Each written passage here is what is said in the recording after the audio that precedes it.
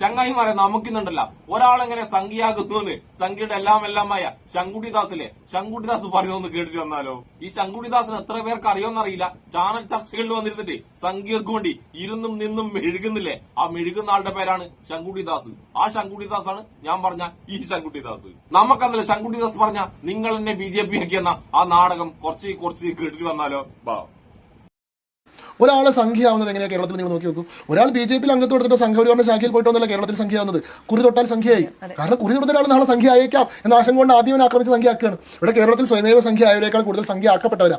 ഞാൻ പലപ്പോഴും പറയാറുണ്ട് ഇത് താനാ ചേർന്ന കൂട്ടം. കാരണം സോഷ്യൽ മീഡിയയിൽ നോക്കൂ, ഈ നിലയ്ക്കൊന്നും യാതൊരു തരത്തിലുള്ള സംഘടനാ പ്രവർത്തന പരിചയമോ അങ്ങനെ എന്തെങ്കിലും കൃത്യമായിട്ടുള്ള രാഷ്ട്രീയ പക്ഷപാതിത്വം ഒന്നും ഇല്ലാത്ത ആളുകൾ പോലും കുറെ സംഖ്യ വിളിക്കപ്പെട്ട് അവസാനം അതേടാ ഞാൻ സംഖ്യയാടാ എന്ന് തിരിച്ചു പറയുന്ന. അതെ, ഇപ്പൊ ഈ ദേശീയതയെ കുറിച്ചൊക്കെ പറയുന്നതിന് മുൻപ് ഇപ്പൊ പലരും അതിന് മുൻപ് പറഞ്ഞു വെക്കുന്ന ഒരു വാക്കാണ് ഞാൻ സംഖ്യയാണെന്ന്. ദേശീയത പറഞ്ഞാൽ നിങ്ങൾ സംഖ്യയായി. ഇന്ത്യ പാകിസ്ഥാൻ യുദ്ധം ഉണ്ടാവുമ്പോൾ, ഇന്ത്യ പാകിസ്ഥാൻ ക്രിക്കറ്റ് മാച്ച് ഉണ്ടാവുമ്പോൾ പോലും ഇന്ത്യൻ ടീമിനെ സപ്പോർട്ട് ചെയ്താൽ നിങ്ങൾ സംഖ്യയാണ്. നിങ്ങൾ തീവ്ര ദേശീയവാദിയാണ്. അവിടെ നിങ്ങൾ അമ്പലത്തിൽ പോയാലോ കുറി തൊട്ടാലോ നിങ്ങൾ സംഖ്യയാണ്. നിങ്ങൾ നരേന്ദ്രമോദി നല്ല പ്രധാനമന്ത്രിയാണ് എന്ന് പറഞ്ഞാൽ നിങ്ങൾ സംഖ്യയാണ്. ഇതൊന്നും വേണ്ട. നിങ്ങൾ എന്താ പറയുക, നിങ്ങളുടെ പരദേവതയുമായി ബന്ധപ്പെട്ടിട്ടോ കുലദേവതയുമായി ബന്ധപ്പെട്ടിട്ടോ നിങ്ങളുടെ ഗ്രാമദേവതയുമായി ബന്ധപ്പെട്ടിട്ടോ ഉള്ള എന്തെങ്കിലും ഒരു ആചരണത്തിൽ നിങ്ങൾ പങ്കെടുത്താൽ, നിങ്ങളൊരു കാവ്യം കൊണ്ട് കൊടുത്താൽ, നിങ്ങൾ കയ്യിൽ ഒരു ചരട് കെട്ടിയാൽ, നിങ്ങളൊരു കുറി തൊട്ടാൽ, അതായത് ഈ പറയുന്ന അസ്തിത്വത്തെ പൂർണ്ണമായി നിഷേധിക്കാതെ നിങ്ങൾക്ക് ഈ മതേതര ബാഡ്ജ് കിട്ടില്ല. എന്റെ ശങ്കുട്ടിദാസ് അണ്ണ, ഇതൊക്കെ നിങ്ങൾ സംഖ്യയുടെ മാത്രം സ്വപ്നമാണ്. കയ്യിൽ ചരട് കെട്ടിയവനെ ആരും സംഖ്യ എന്ന് വിളിക്കില്ല. കാരണം കണ്ട എന്റെ കയ്യിൽ ചരടുണ്ട്. എന്നെ ആരെങ്കിലും ഇതുവരെ സംഖ്യ എന്ന് വിളിച്ചിട്ടുണ്ടോ? ഇല്ല.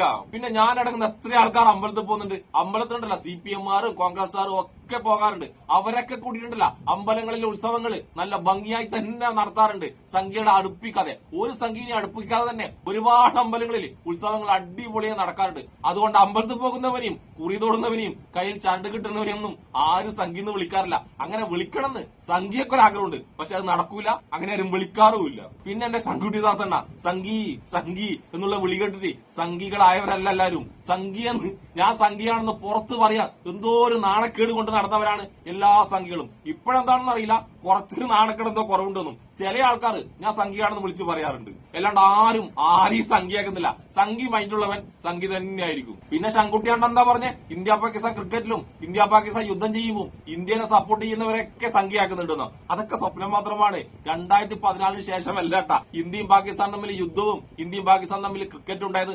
അതിനു മുന്നേ ഒരുപാട് തവണ ഇന്ത്യയും പാകിസ്ഥാൻ തമ്മിൽ യുദ്ധം ഉണ്ടായിട്ടുണ്ട്, ക്രിക്കറ്റ് ഉണ്ടായിട്ടുണ്ട്. അന്നൊന്നും ഒരു BJP-കാരനല്ല ഇന്ത്യ സപ്പോർട്ട് ചെയ്തത്.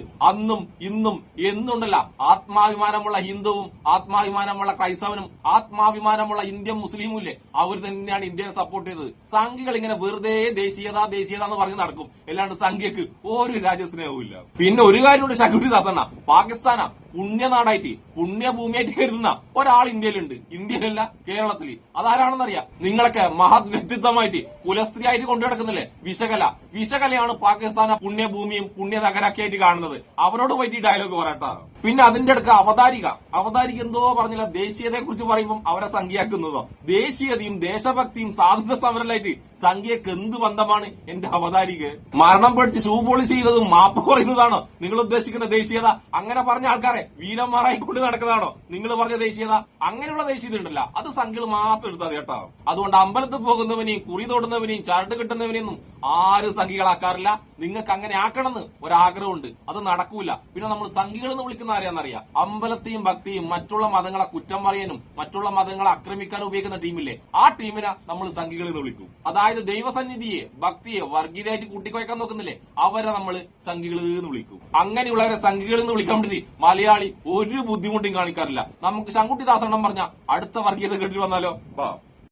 ഇവര് കൊടുക്കുന്ന പുരോഗമന പട്ടം ഉണ്ടല്ലോ, മതേതര മാനവിക കുലോത്തുംഗ പദവി ഉണ്ടല്ലോ, അത് കിട്ടണമെങ്കിൽ നിങ്ങൾ ഈ പറയുന്ന നിങ്ങളുടെ സംസ്കാരത്തെ പൂർണ്ണമായി തള്ളി പറഞ്ഞുകൊണ്ട് മറ്റാണെങ്കിൽ അവനവന്റെ അച്ഛനെ അമ്മേനെ കൂടി ചീത്ത വിളിക്കുകയാണെങ്കിൽ തികഞ്ഞു. എതിർക്കുന്നവരൊക്കെ ഒളിഞ്ഞു മറിഞ്ഞും ചെയ്യുന്നത് എന്താണെന്നുള്ളത് മറ്റൊരു ചോദ്യമല്ലേ? അല്ല, എന്തായാലും ഇതൊക്കെ നല്ലതാണെന്ന് എനിക്ക് പറയുള്ളൂ. കാരണം ഇവരുടെയൊക്കെ ഉള്ളിലിരിപ്പ് പുറത്തു വരട്ടെ. ഈ പറയുന്ന ഇപ്പോഴും ഇവർ പറയുന്ന ഈ ഗീർവാണം വിശ്വസിക്കുന്ന ആൾക്കാരുണ്ട്. ഇത് ഹിന്ദു മതത്തിനെതിരല്ല, ഇത് ഹിന്ദു വിശ്വാസത്തിനെതിരല്ല, ഇത് ഹിന്ദുത്വക്കെതിരാണ്. ഹിന്ദുത്വം വേറെന്തോ വളരെ ദൂരത്ത് നിൽക്കുന്ന ഏതോ സാധന എന്നാണ് ഇവരുടെ ധാരണ. നിങ്ങളെ തന്നെയാണ് ഇവർ പറയുന്നത്. നിങ്ങളുടെ വിശ്വാസത്തെ തന്നെയാണ് അവർ പറയുന്നത്, നിങ്ങളുടെ ദേവതകളെ തന്നെയാണ് അവർ നിന്ദിക്കുന്നത്, നിങ്ങളുടെ പാരമ്പര്യത്തെയും നിങ്ങളുടെ സംസ്കൃതിയെയും നിങ്ങളുടെ പൈതൃകത്തെയും തന്നെയാണ് അവർ എതിർക്കുന്നത്. അത് നേരിട്ട് പറയാനുള്ള മടിയുണ്ട് ഈ മറ്റേ വൈക്കോൽ മനുഷ്യൻ എന്ന് പറയുമല്ലോ. അപ്പുറത്ത് ഹിന്ദുത്വം എന്ന് പറയുന്ന ഒരു സാധനം ഉണ്ടാക്കിയിട്ട് അതിനെ അടിക്കുന്നേ ഉള്ളൂ. അടിക്കാൻ ഉദ്ദേശിച്ചിട്ടുള്ള നിങ്ങളെയാണ്, അടി കൊള്ളുന്നു നിങ്ങൾക്ക് തന്നെയാണെന്ന് കുറച്ച് ആളുകൾക്കെങ്കിലും മനസ്സിലാവാൻ ഇങ്ങനെ വളരെ നിഷ്കളങ്കമായ വളരെ നിരുപദ്രവകരമായിട്ടുള്ള ഹൈന്ദവ ഭജനങ്ങൾക്ക് നേരെ പോലും ആക്രമണം ഉണ്ടാവുന്നു, അവർ പോലും ഈ തരത്തിൽ സ്റ്റാമ്പ് ചെയ്യപ്പെടുന്നു എന്നത് ആളുകൾക്ക് ഒരു തിരിച്ചറിവുണ്ടാവാൻ നല്ലൊരു അവസരമാണ് ഞാൻ മനസ്സിലാക്കുന്നത്. എന്റെ ശങ്കുട്ടിദാസ് അണ്ണ, സംഘികളെ ആരെങ്കിലും വിമർശിക്കുന്നുണ്ടെങ്കിൽ അത് സംഘികളെ തന്നെയാണ്. സംഘികളെ വിമർശിക്കുമ്പോൾ അത് ഹിന്ദുവിനെയാണെന്ന് വരുത്തി തീർക്കാൻ വേണ്ടി നിങ്ങൾ എത്ര ശ്രമിച്ചിട്ടും യാതൊരു കാര്യമില്ല. പിന്നെ ഹിന്ദുവിന്റെ മൂല്യങ്ങളൊക്കെ തകർക്കാൻ നോക്കുന്നത് സംഘികൾ തന്നെയാണ്. അതിന്റെ ഉദാഹരണമാണ് അമ്പലങ്ങളും അമ്പലപ്പറമ്പുകളും സംഘികൾ ശാഖ നടത്താനും വർഗീയ പരിപാടി നടത്താനും ഉപയോഗിക്കുന്നില്ലേ. അത് മറ്റുള്ളവരുടെ തലയിടാൻ വേണ്ടി എന്റെ ശങ്കുട്ടിദാസ് സംഘി ഉണ്ടല്ല ശ്രമിക്കുകയേ വേണ്ട. പിന്നെ ശങ്കുട്ടിദാസ് അണ്ണ, ഹിന്ദുവും ഹിന്ദുത്വയും ഹിന്ദുത്വ ഭീകരത ഉണ്ടല്ല, അതൊക്കെ വേറെ വേറെ തന്നെയാണ്. ഹിന്ദുവിനെ നിങ്ങളുണ്ടല്ല ഹിന്ദുത്വമായിട്ട് കൂട്ടിക്കെട്ടുകയേ വേണ്ട. ഹിന്ദു ധർമ്മം എന്നൊക്കെ പറഞ്ഞിട്ടുണ്ടല്ല ഒരുപാട് ലോകരാജ്യങ്ങൾ അംഗീകരിക്കുന്ന ആരാധിക്കുന്ന സംഭവമാണ് ഹിന്ദു ധർമ്മം എന്ന് പറയുന്നത്. പിന്നെ സംഘിധർമ്മം എന്നൊക്കെ പറഞ്ഞത് ലോകരാജ്യങ്ങളുണ്ടല്ല കളിയാക്കുന്ന സംഭവങ്ങളാണ്. അതായത് സംഘികൾ പറഞ്ഞ ചാണകവും മൂത്രമൊക്കെ ഉപയോഗിച്ചുള്ള ചികിത്സാ രീതിയില്ലേ, അതൊക്കെയാണ് ലോകരാജ്യങ്ങൾ കളിയാക്കുന്നതാണ്. അതൊക്കെ കൊണ്ടിട്ടല്ല ലോകരാജ്യങ്ങളുടെ മുന്നിൽ നമ്മൾ തലകുനിക്കേണ്ട അവസ്ഥയുള്ളത്. നമുക്കിനി ശങ്കുട്ടിദാസണ്ണൻ അവസാനമായിട്ട് ഒരാളെങ്ങനെ ചാണക സംഖ്യയാകുന്നു വ്യക്തമാക്കുന്നതും കൂടി കേട്ടിട്ട് വന്നാലോ. ഈ കാലഘട്ടത്തിൽ ഉണ്ടായതിനേക്കാൾ വലിയ വെല്ലുവിളി 1000 കൊല്ലം മുമ്പേ ഉണ്ടായിട്ടുണ്ട്. ബക്തിയാർ ഖൽജിയുടെയും ഈ പറയുന്ന മഹമ്മൂദ് ഓഫ് ഗസ്നിയുടെയും ഗോറിയുടെയും അതിനുശേഷം മുഗളന്മാരുടെയൊക്കെ നേതൃത്വത്തിൽ പ്രത്യക്ഷമായിട്ടുള്ള ആക്രമണം ഉണ്ടായിട്ടുണ്ട്. ഈ ക്ഷേത്രങ്ങളൊക്കെ തല്ലി തകർത്തിട്ടുണ്ട്, വിഗ്രഹങ്ങൾ തച്ചടച്ചിട്ടുണ്ട്, ആളുകൾക്ക് മേലെ മതനികുതി ചുമത്തിയിട്ടുണ്ട്. ഹിന്ദുവായി ജീവിക്കണമെങ്കിൽ ജസിയ എന്നുള്ള പേരിൽ നിങ്ങൾ പ്രത്യേക ടാക്സ് അടക്കേണ്ടി വന്നിട്ടുണ്ട്. രണ്ടാംകിട പൗരന്മാരായിട്ട് ധിമ്മികളായിട്ട് ഇവിടുത്തെ ബഹുഭൂരിപക്ഷം ഹിന്ദുക്കൾക്ക് ജീവിക്കേണ്ടി വന്നിട്ടുണ്ട്.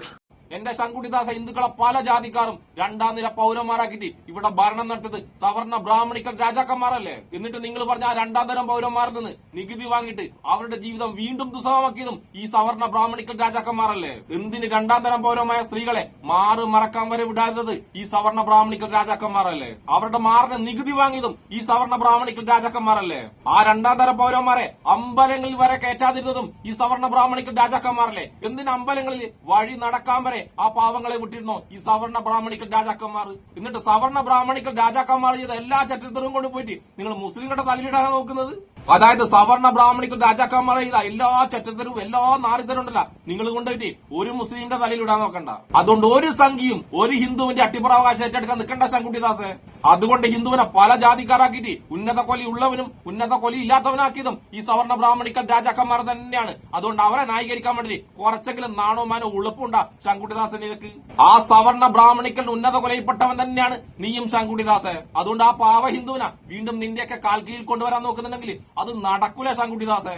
അതുകൊണ്ട് ശങ്കുട്ടിദാസും അവതാരക കുലസ്ത്രീ ഉണ്ടല്ല അധികം ചരിത്രം പറഞ്ഞ് നാറാൻ നിൽക്കണ്ട. ചരിത്രം നമ്മൾ പറയാൻ തുടങ്ങി കഴിഞ്ഞാൽ ശങ്കുട്ടിദാസെ എല്ലാ ഉന്നത കൊലകളും നാറി പണ്ടരടങ്ങി പോകും. അതുകൊണ്ട് ഒരിക്കൽ കൂടി പറഞ്ഞ സംഘിയും ഹിന്ദുവും തമ്മിൽ യാതൊരു ബന്ധവുമില്ല. അപ്പൊ ഉന്നത കുലിയുള്ള ശങ്കുട്ടിദാസനും അവതാരക കുലസ്ത്രീക്കും എന്നെ ഇഷ്ടപ്പെടുന്ന എല്ലാവർക്കും എന്റെ ഒരു നല്ല സുലാൻ.